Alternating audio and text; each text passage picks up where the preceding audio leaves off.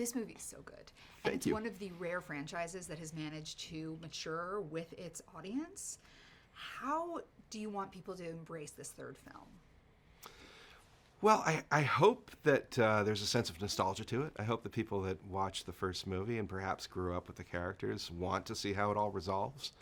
And kind of secretly, selfishly, I hope that the story has such an emotional impact on people that perhaps it helps to inspire a younger generation of filmmakers and storytellers to come. Because that's how I got into the business. I was so motivated by those first three Star Wars films that I wanted to meet these people. I wanted to do this for a living, and being part of that cycle would be amazing.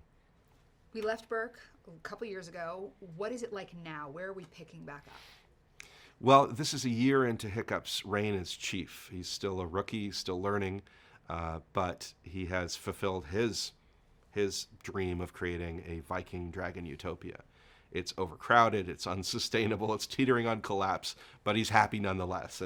And it's just it's a situation that has to change, and that's what we're visually presenting on screen. Toothless is now the alpha dragon, and so he lords over this flock, which is the largest flock of known existence, and their enemies know it, and so they're sitting squarely in their sights, and it's another motivation that pushes Hiccup to really consider some drastic measures in order to protect their way of life.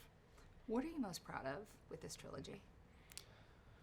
Well, I'm really proud of it being a trilogy. I'm really proud that we were able to bring it to a close in an emotional way, and hopefully a satisfying way that leaves the audience wanting more. That's always a great place to be, instead of having it just go on and on and on until people lose interest.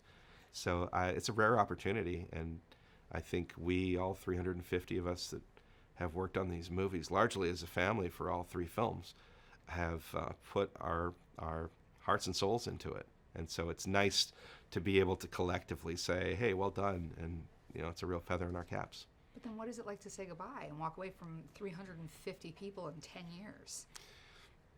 I think that it's necessary. You need to freshen it up in order to stay creatively alive. And as much as I love this crew and I love the world that we created together, I'm ready for something new, and I think most people are as well. Can you tell me a little bit about Toothless's new girlfriend?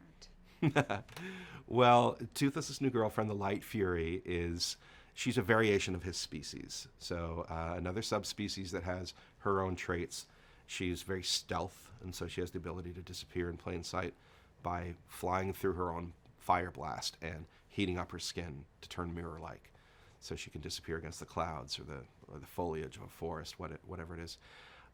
She comes from the hidden world. She has not been corrupted by time spent with humans, unlike Toothless. And so she is something very pure, and she takes interest in Toothless, and she wants to bring him back. She wants to lead him back to where he came from, which is very enticing to him, and it awakens something in him that he didn't really know, being the last of his kind.